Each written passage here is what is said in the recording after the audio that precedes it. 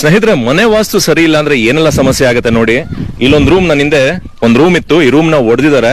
ಈ ರೂಮ್ ಇಂದಾಗಿ ಈ ಮನೇಲಿದ್ದಂತವರಿಗೆ ಕಾನೂನಿನ ತೊಡಕುಗಳು ಇಲ್ದೇ ಇರೋದೆಲ್ಲ ಮೈ ಮೇಲೆ ಬಂದು ಕೇಸುಗಳಾಗಿ ಸೆರೆವಾಸ ಆಗಿ ಕೊನೆಗೆ ಅವ್ರಿಗೆ ಆಕ್ಸಿಡೆಂಟ್ ಕೂಡ ಆಗತ್ತೆ.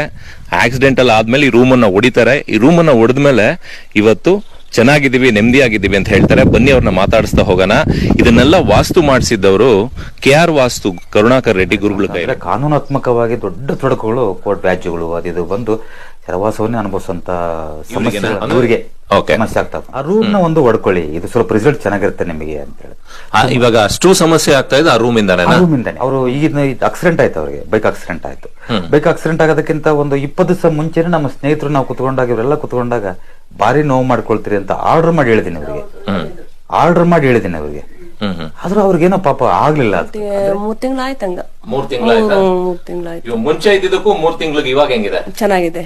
ಹೆಂಗೆ ಚೆನ್ನಾಗಿದೆ ಅಂದ್ರೆ ಯಾವ ಚೆನ್ನಾಗಿದೆ ಅಂದ್ರೆ ನಾವೆಲ್ಲ ನೆಮ್ಮದಿಯಾಗಿದ್ದೀವಿ. ಬೆಳೆ ಚೆನ್ನಾಗಿ ಸಿಕ್ಕೈತೆ. ಸ್ವಲ್ಪ ಕಾಸು ಆಯ್ತು. ಬೆಳೆನೂ ಸಿಗ್ತಾ ಇರ್ಲಿಲ್ಲ. ಇಲ್ಲ, ಬೆಳೆನೂ ಸಿಗ್ತಿರ್ಲಿಲ್ಲ. ಇವಾಗ ಬರೀ ಓಡಾಡೋ ದಾರಿಯಿಂದನೂ ಕೂಡ ಬೆಳೆ ಸಮಸ್ಯೆ ಆಗುವಂತ ಅವಕಾಶಗಳು ಜಾಸ್ತಿ ಇರುತ್ತೆ. 100%. ಅಂದ್ರೆ ರೂಮ್ ತೆಗ್ಸಿದ್ರೆ ನೀವು ಹೇಳೋ ಪ್ರಕಾರ ಆಕ್ಸಿಡೆಂಟು ಆಗ್ತಾ ಇರ್ಲಿಲ್ಲ ಅವರಿಗೆ. 100% ಸತ್ಯ. ಒಂದು ತಲೆ ಮೇಲೆ ಒಂದು 250 kg ಕಲ್ಲಿಟ್ರೆ ಹೆಂಗಿರುತ್ತೋ ಹಂಗಿರುತ್ತೆ ನಮ್ಮ ಜೀವನ ಇದೆಲ್ಲ ಇಟ್ಕೊಂಡಾಗ. ಸೊ ದಿಸ್ ಇಸ್ ವಾಸ್ತು ಅಂತ.